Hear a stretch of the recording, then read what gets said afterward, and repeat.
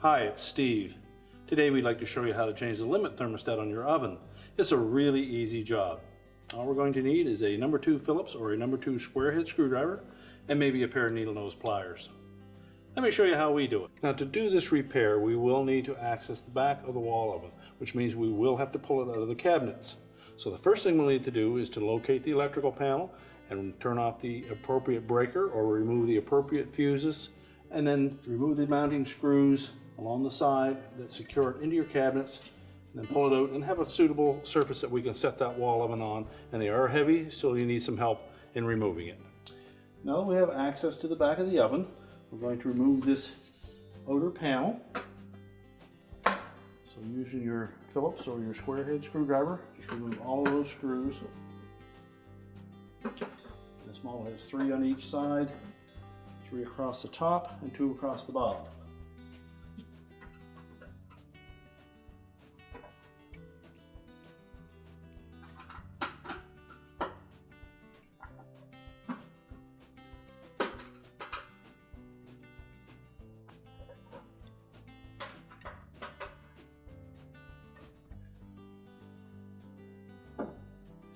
Now with all the screws removed, just tilt that panel back and then lift it away from the bottom.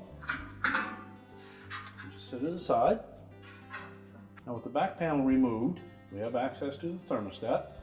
It may appear different than the original that is on your unit, but it is the correct part. So we'll begin by removing the wires from that thermostat. And if they're on there snug, you may need your needle nose pliers to pull them off. And next we'll just remove the mounting screws.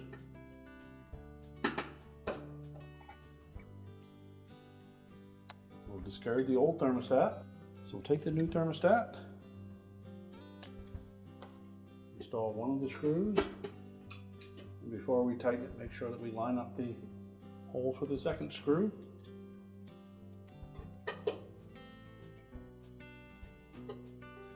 Install that and tighten it.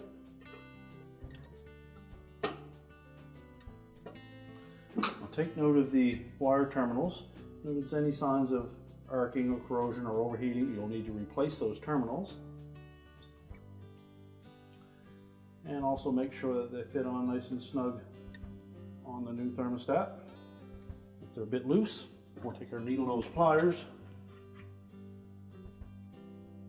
and just crimp them a little bit.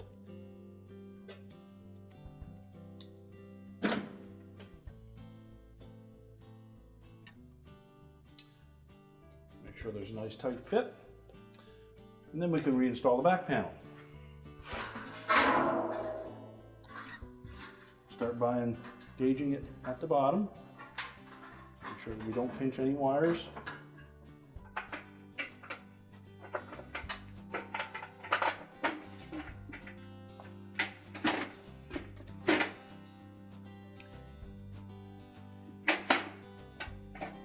And then we can go ahead and install the retaining screws.